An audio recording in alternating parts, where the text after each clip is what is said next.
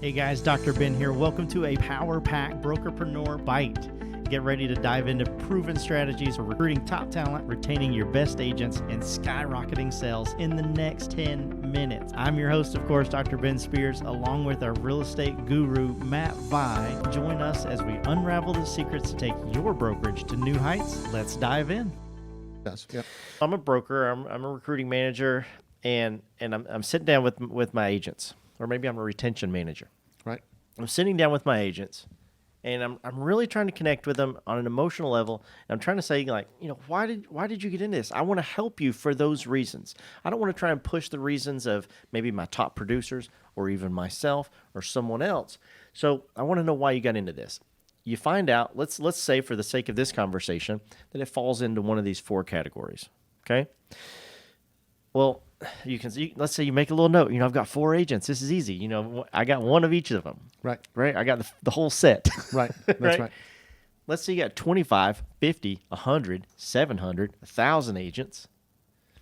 Like, what do you do? How do you connect with all these people? Mm-hmm. Or how do you even remember? How do you remember that Betty Sue is over here? Right. Because she just loves showing houses. But then all of a sudden you've got, Jim Bob, who's like, well, I just want some freedom, right? I want to be able to go fishing. Right. Whenever I want to be. Yep. Right. Like, it'd probably be easy to remember that fishing one, right? Yeah. Oh, yeah. Like, I probably remember that one. Right. Right. But that's the problem. Yeah. That's actually the problem. Yeah. The people that you connect with that look at things the same way you do, it's real easy to remember that, right? But the other people just fall between the cracks. That's absolutely a wonderful point. Yep. So it's as easy as a database or a spreadsheet or whatever, right? If you're with a franchise system, you better believe they've got, at least 2 or 3 different databases that you can use. Yeah. Absolutely, you should have some kind of, Excel spreadsheet, or if you like writing it on index cards or whatever it is, every agent that you've got, and just put a little thing that says their why, right? Yeah. Why did they do it? And I would suggest, we talk about this, ask several times, right? In your coaching, in your conversations, ask them a few times. It should begin when you're recruiting them, right? Mm-hmm. Let's not talk about the people that you've already got. It should begin when you're recruiting them. So Ben, tell me a little bit about why you want to get into real estate. Well, I really want to make, be able to make 6 figures. That's fantastic. Tell me, what would 6 figures do for you and your family? How would that help you guys out? Oh, well, it really helped because, we moved to this city because we wanted to be on the water more and go fishing more. Oh, that's fantastic. Do you like fishing? Is that what have you historically done that? No, I did a little bit whenever I was a kid with my dad, and my dad passed away, and then I kind of got away from it, and I want to get back to it now. Bam. That's what I'm trying to figure out. Gotcha.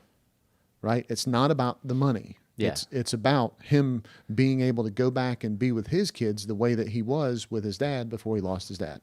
Yeah. Right? So now you're having those conversations with people and talking about that. Okay, so you keep that in a spreadsheet. You keep it on a tickler file. You keep it on wherever you want to keep it, right? Okay. Yep. Now, as you go back and you go through everybody and you have those conversations, your office is going to have a personality to it. Yeah. There's going to be certain things that are similar. Okay? Yeah. If everybody says money, then you didn't ask questions 3 times. Yeah. Okay? Yeah. If everybody says money. Whenever you start seeing those other answers, mm-hmm. now you can start working to those answers. Gotcha. Okay? Yep, that makes sense. So now, Jimmy Joe, in the example we just talked about, he doesn't just want to make money. He also wants to have the time to go fishing. Yeah. Right. So now if I'm having conversations of, hey, Jimmy Joe, if we do these things, this is what's going to happen. But, what I don't want you to do is I don't want you to get so slammed. You join my office. I don't want you to get so slammed that you don't have time to do the other things that you want to do. Yeah.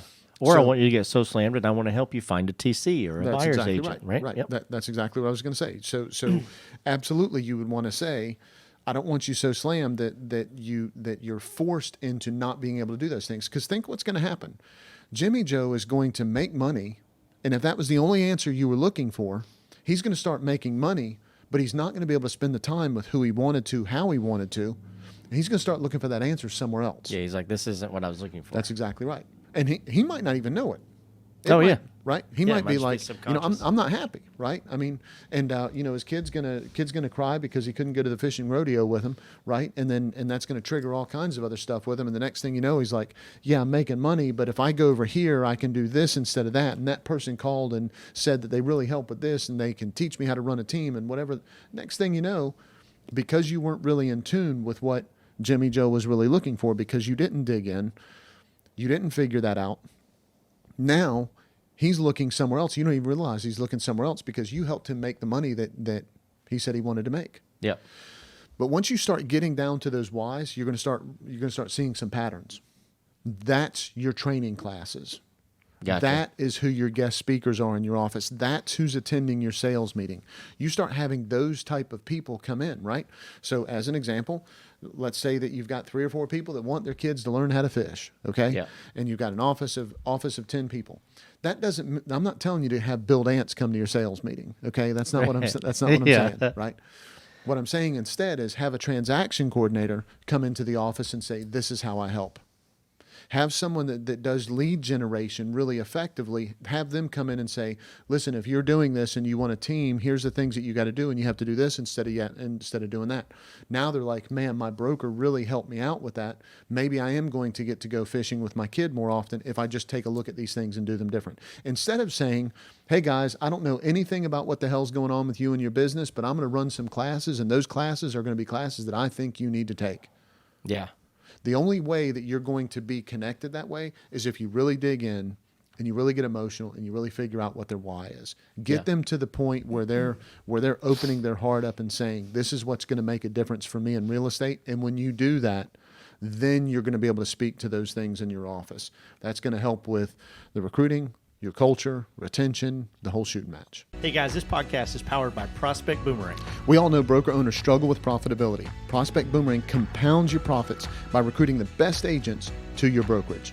For consistent growth, visit prospectboomerang.com. Yep, exactly. And so, I want to make a point here too. Like this doesn't mean that every time, because we'll talk about the agents you've already recruited and you're re-recruiting. This doesn't mean that every time that you see somebody in your office, you're bringing up like, Right. hey, like remember that time you're fishing with your dad? Right. That's exactly your dad's right. not here anymore. Right. Yeah, Right. That's Like, exactly right. You don't need to do that every single day. Right. Right. You can still have those conversations of like, man, I hate this damn copier. Don't you? Right. It's okay to have those. Right. But just know that it helps. It even helps when you complain about that damn copier. Yep. If that person knows that Right. they used to go fishing with their dad. Right. Why? Yep, that's exactly right. Because, Why are you dealing with a shitty copier? Yeah. Because you want to offer your kids something that you had. That's why you're doing that. That's why they're standing there. And so you can joke about the shitty copier all you want. Yeah. What they need to know is that you understand why they're putting up with that. Yeah.